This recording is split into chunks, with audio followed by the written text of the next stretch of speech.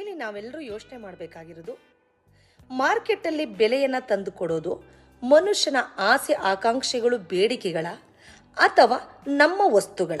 ಈಗ ನಾವು ಬಟ್ಟೆ ಬಗ್ಗೆ ಚಿಂತನೆ ಮಾಡೋಣ. ಮನುಷ್ಯನಿಗೆ ಮೂಲತಃ ಬಟ್ಟೆ ಬೇಕಾಗಿರೋದು ಮಳೆ, ಗಾಳಿ, ಬಿಸಿಲು ಈ ಎಲ್ಲವುಗಳಿಂದ ನಮ್ಮ ದೇಹಕ್ಕೆ ರಕ್ಷಣೆ ಸಿಗಲಿ ಅಂತ ನಾವು ಬಟ್ಟೆಯನ್ನು ತೊಡ್ತೀವಿ. ಅದಾದ ನಂತರ ಕಲ್ಲರನ್ನು ಹುಡುಕ್ತೀವಿ. ನನಗೆ ಫೇಸ್ಗೆ ಈ ಥರ ಸೂಟ್ ಆಗೋವಂಥ ಕಲ್ಲರ್ ಇರೋವಂಥ ಬಟ್ಟೆ ಬೇಕು, ಯಾಕೆಂದರೆ ನನ್ನ ಸೌಂದರ್ಯವನ್ನು ಹೆಚ್ಚಿಗೆ ಮಾಡಲಿ ಈ ಬಟ್ಟೆ ಅಂತ. ತದಾದ ನಂತರ ನಮಗೆ ಕಂಫರ್ಟ್ ಫೀಲ್ ಇಲ್ಲ, ಕಾಟನ್ ಇಲ್ಲ, ಸಾಫ್ಟ್ ಇಲ್ಲ, ಸ್ಮೂತ್ ಇಲ್ಲ ಅಂತ ಅದರಲ್ಲಿ ಆಯ್ಕೆಗಳನ್ನು ಹುಡುಕ್ತೀವಿ.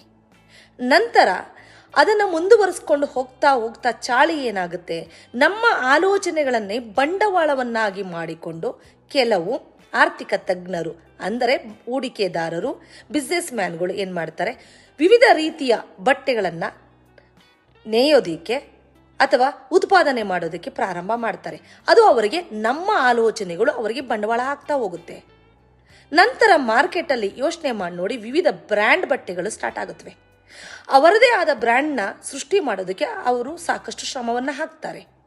ಸ್ಪೋರ್ಟ್ಸ್ ವೇರ್ ಆಗಿರ್ಬೋದು, ಪಾರ್ಟಿ ವೇರ್ ಆಗಿರ್ಬೋದು, ಈ ರೀತಿಯ ವಿವಿಧ ರೀತಿಯ ಆಯಾಮಗಳಿಗೆ ತಕ್ಕಂಗೆ ಬಟ್ಟೆಗಳನ್ನು ರೆಡಿ ಮಾಡಿ ಮಾರ್ಕೆಟಲ್ಲಿ ಸ್ಟ್ರಾಟರ್ಜಿ ಯೂಸ್ ಮಾಡಿ ಮೂಲತಃ ಬೇಸಿಕ್ ನೀಡ್ಸ್ಗೆ ಬೇಕಾದಂತಹ ಒಂದು ಬಟ್ಟೆಯನ್ನು ಐ ಲೆವೆಲ್ವರೆಗೂ ಮಾರಾಟ ಮಾಡ್ತಾರೆ.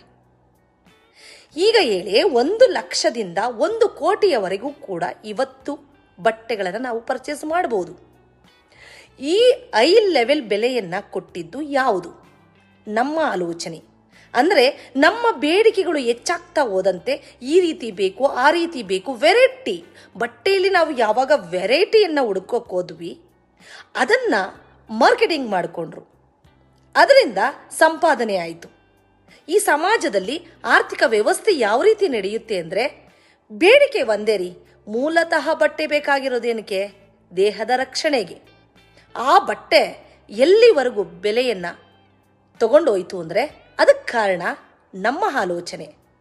ಹಾಗಾಗಿ ಸರಳವಾಗಿ ಥಿಂಕ್ ಮಾಡಿ, ಸರಳವಾಗಿ ಯೋಚಿಸಿ. ನಿಮ್ಮ ಆಸೆ ಆಕಾಂಕ್ಷೆಗಳು ಬೇಡಿಕೆಗಳು ಸರಳವಾಗಿದ್ದರೆ ಮಾರ್ಕೆಟಲ್ಲಿ ಬೆಲೆ ಕಡಿಮೆ ಆಗುತ್ತೆ. ನಿಮ್ಮ ಆಸೆ ಆಕಾಂಕ್ಷೆಗಳು ಜಾಸ್ತಿ ಆಗ್ತಾ ಹೋದರೆ ಮಾರ್ಕೆಟಲ್ಲಿ ಬೆಲೆ ಜಾಸ್ತಿ ಆಗುತ್ತೆ. ಹಾಗಾಗಿ ನಮ್ಮ ಆಲೋಚನೆಗಳನ್ನು ಬಂಡವಾಳ ಮಾಡಿಕೊಂಡು ಬೇರೆ ಯಾರೋ ಬೆಳೀತಾರೆ. ಜೀವನದಲ್ಲೂ ಅಷ್ಟೇ, ನಮ್ಮ ಡಿಮ್ಯಾಂಡ್ ಜಾಸ್ತಿ ಆದರೆ ಅದನ್ನು ಎನ್ಕ್ಯಾಶ್ ಮಾಡ್ಕೋತಾರೆ. So be careful. ಏನಂತೀರಾ? ಸಬ್ಸ್ಕ್ರೈಬ್ ಮಾಡೋದನ್ನ ಮಾತ್ರ ಮರಿಬೇಡಿ.